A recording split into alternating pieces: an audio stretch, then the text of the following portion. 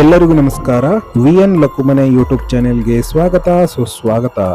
ಸ್ನೇಹಿತರೆ, ಇವತ್ತು ನಾವು ನಿಮಗೆ ಪ್ರಾಚೀನ ಕಾಲದಲ್ಲಿ ಅಪರಾಧಿಗಳಿಗೆ ನೀಡಲಾಗುತ್ತಿದ್ದ ಭಯಾನಕ ಶಿಕ್ಷೆಗಳ ಬಗ್ಗೆ ತಿಳಿಸಲು ಬಂದಿದ್ದೇವೆ.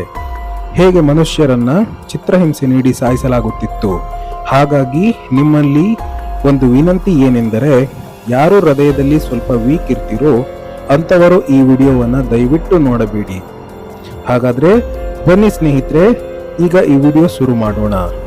ಅದಕ್ಕೂ ಮೊದಲು ನೀವಿನ್ನೂ ನಮ್ಮ ಚಾನೆಲನ್ನು ಸಬ್ಸ್ಕ್ರೈಬ್ ಮಾಡ್ಕೊಳ್ಳದೆ ಹೋದರೆ ಪ್ಲೀಸ್ ದಯವಿಟ್ಟು ಸಬ್ಸ್ಕ್ರೈಬ್ ಮಾಡ್ಕೊಳ್ಳಿ ಹಾಗೂ ಪಕ್ಕದಲ್ಲಿರುವ ಬೆಲ್ ಐಕಾನ್ ಮೇಲೆ ಕ್ಲಿಕ್ ಮಾಡಿ ಆಲ್ ಅಂತ ಸೆಲೆಕ್ಟ್ ಮಾಡಿ. ಇದರಿಂದ ನಾವು ಅಪ್ಲೋಡ್ ಮಾಡುವಂತಹ ವಿಡಿಯೋದ ನೋಟಿಫಿಕೇಶನ್ ನಿಮಗೆ ತಲುಪುತ್ತದೆ.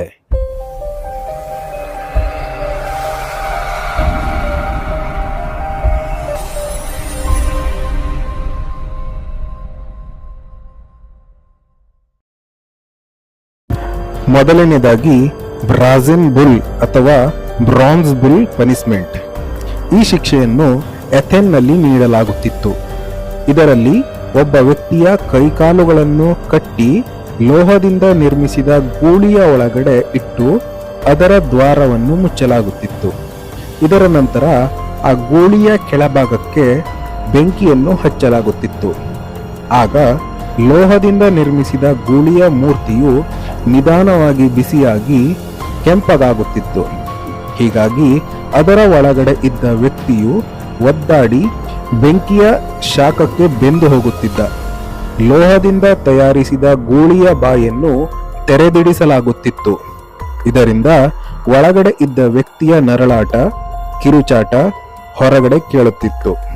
ಸ್ನೇಹಿತರೆ, ಇದರಿಂದ ಹಿಂದಿನ ಕಾಲದ ಜನರ ಶಿಕ್ಷೆಗಳು ಎಷ್ಟೊಂದು ಕ್ರೂರವಾಗಿರುತ್ತಿತ್ತು ಎಂದು ತಿಳಿದು ಬರುತ್ತದೆ. ಬನ್ನಿ ಸ್ನೇಹಿತರೆ, ಈಗ ಎರಡನೇ ಶಿಕ್ಷೆಯ ಬಗ್ಗೆ ತಿಳಿದುಕೊಳ್ಳೋಣ. ಸ್ನೇಹಿತರೆ, ಈ ಶಿಕ್ಷೆಯ ಬಗ್ಗೆ ತಿಳಿದರೆ ನಿಮ್ಮ ರೋಮ ನೆಟ್ಟಗಾಗೋದಂತೂ ಗ್ಯಾರಂಟಿ. ಈ ಶಿಕ್ಷೆಯನ್ನ ಪ್ರಾಚೀನ ಕಾಲದಲ್ಲಿ ಇರಾನ್ನಲ್ಲಿ ನೀಡಲಾಗುತ್ತಿತ್ತು. ಈ ಶಿಕ್ಷೆಗೆ ಸ್ಕ್ಯಾಪಿಸಮ್ ಎಂದು ಕರೆಯುತ್ತಿದ್ದರು. ಇದರಲ್ಲಿ ಒಬ್ಬ ಅಪರಾಧಿಯನ್ನ ಒಂದು ದೋಣಿಯಲ್ಲಿ ಕಟ್ಟಿ ಹಾಕಲಾಗುತ್ತಿತ್ತು. ಹಾಗೆ ಅವನಿಗೆ ಒತ್ತಾಯಪೂರ್ವಕವಾಗಿ ಬಹಳಷ್ಟು ಹಾಲು ಹಾಗೂ ಜೇನುತುಪ್ಪವನ್ನು ತಿನ್ನಿಸಲಾಗುತ್ತಿತ್ತು. ಇದರಿಂದ ಅವನ ಹೊಟ್ಟೆ ಹಾಳಾಗಿ ಜಾಸ್ತಿಯಾಗಿ ಮಲ ಮೂತ್ರಗಳನ್ನು ಮಾಡಿಕೊಳ್ಳುತ್ತಿದ್ದನು. ಹಾಗೆ ಅವನ ದೇಹದ ಮೇಲೆ ಹಾಲು ಹಾಗೂ ಜೇನುತುಪ್ಪದ ಮಿಶ್ರಣವನ್ನು ಸುರಿಯಲಾಗುತ್ತಿತ್ತು.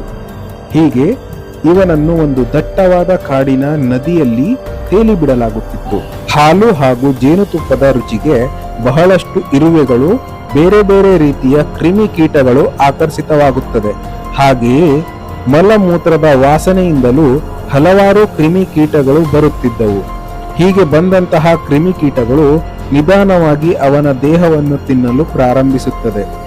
ಆದರೂ ಕೂಡ ಅವನು ಸತ್ತಿರುವುದಿಲ್ಲ.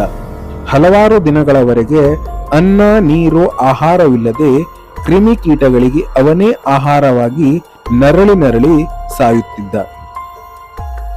ಬನ್ನಿ ಸ್ನೇಹಿತರೆ, ಈಗ ಮೂರನೇ ಭಯಾನಕ ಶಿಕ್ಷೆಯ ಬಗ್ಗೆ ತಿಳಿದುಕೊಳ್ಳೋಣ.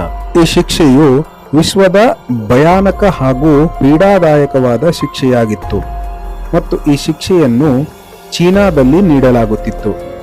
ಈ ಶಿಕ್ಷೆಗೆ ಡೆತ್ ಬೈ ಸಾಯಿಂಗ್ ಅಥವಾ ಗರಗಸ ಕುಯ್ತ ಎಂದು ಕರೆಯಲಾಗುತ್ತಿತ್ತು. ಇದರಲ್ಲಿ ಅಪರಾಧಿಯನ್ನು ನೇರವಾಗಿ ನಿಲ್ಲಿಸಿ ಅಥವಾ ತಲೆ ಕೆಳಗಾಗಿ ನಿಲ್ಲಿಸಿ ಮೇಲಿನಿಂದ ಕೆಳಕ್ಕೆ ಸರಿಯಾಗಿ ಮಧ್ಯಭಾಗದಿಂದ ಗರಗಸದ ಸಹಾಯದಿಂದ ಕತ್ತರಿಸಲಾಗುತ್ತಿತ್ತು. ಅಪರಾಧಿಯನ್ನು ನೇರವಾಗಿ ನಿಲ್ಲಿಸಿ ಗರಗಸದಿಂದ ತಲೆಯ ಮಧ್ಯಭಾಗದಿಂದ ಕೆಳಗನೆವರೆಗೂ ಕತ್ತರಿಸುವುದರಿಂದ ಆತನು ಬಹಳ ಬೇಗನೆ ಸಾಯುತ್ತಿದ್ದ. ಆದರೆ ಅಪರಾಧಿಯನ್ನು ತಲೆ ಕೆಳಗಾಗಿಸಿ ಅವನ ಎರಡೂ ಕಾಲುಗಳ ಮಧ್ಯಭಾಗದಿಂದ ಅಂದರೆ ಮರ್ಮಾಂಗ ಭಾಗದಿಂದ ತಲೆಯವರೆಗೆ ಗರಗಸದಿಂದ ಕತ್ತರಿಸಲಾಗುತ್ತಿತ್ತು. ಇಲ್ಲಿ ಅವನ ಮೆದುಳು ಕೆಲಸ ಮಾಡುತ್ತಿರುತ್ತದೆ. ಇದರಿಂದ ಅಪರಾಧಿಯು ನರಳಿ ಕೂಗಾಡಿ ಕಿರುಚಾಡಿ ಸಾಯುತ್ತಿದ್ದ. ಸ್ನೇಹಿತರೆ, ಈ ರೀತಿಯ ಕಠೋರವಾದ ಶಿಕ್ಷೆಗಳು ನಮ್ಮ ಶತ್ರುಗಳಿಗೂ ಕೂಡ ಬೇಡ. ಸ್ನೇಹಿತರೆ, ಈ ಶಿಕ್ಷೆಗಳ ಬಗ್ಗೆ ನಿಮ್ಮ ಅಭಿಪ್ರಾಯ ಏನು? ಈ ರೀತಿಯ ಶಿಕ್ಷೆಗಳು ಈಗಿನ ದಿನಮಾನಗಳಲ್ಲಿ ಬೇಕೇ ಅಥವಾ ಬೇಡವೇ? ಇದರ ಬಗ್ಗೆ ನಿಮ್ಮ ಅಭಿಪ್ರಾಯ ಏನು ಅಂತ ಕೆಳಗಡೆ ಕಮೆಂಟ್ ಬಾಕ್ಸ್ ನಲ್ಲಿ ಕಮೆಂಟ್ ಮಾಡಿ ತಿಳಿಸಿ. ಸ್ನೇಹಿತರೆ, ಇದಾಗಿತ್ತು ಇವತ್ತಿನ ವಿಡಿಯೋ. ಈ ಮಾಹಿತಿ ನಿಮಗೆ ಹೇಗನ್ನಿಸ್ತು? ವಿಡಿಯೋ ಇಷ್ಟ ಆಗಿದ್ರೆ ಪ್ಲೀಸ್ ಈ ವಿಡಿಯೋಗೊಂದು ಲೈಕ್ ಮಾಡಿ, ಹೆಚ್ಚಾಗಿ ಶೇರ್ ಮಾಡಿ, ಮತ್ತೆ ನಮ್ಮ ಚಾನೆಲ್ ಅನ್ನ ಸಬ್ಸ್ಕ್ರೈಬ್ ಮಾಡ್ಕೊಳ್ಳಿ. ಇದೇ ತರಹದ ಇನ್ನೊಂದು ಇಂಟ್ರೆಸ್ಟಿಂಗ್ ವಿಡಿಯೋದ ಜೊತೆಗೆ ಮತ್ತೊಮ್ಮೆ ಸಿಗೋಣ. ವಿಡಿಯೋ ನೋಡೋದಕ್ಕಾಗಿ ಧನ್ಯವಾದಗಳು. ಜೈ ಹಿಂದ್, ಜೈ ಕರ್ನಾಟಕ.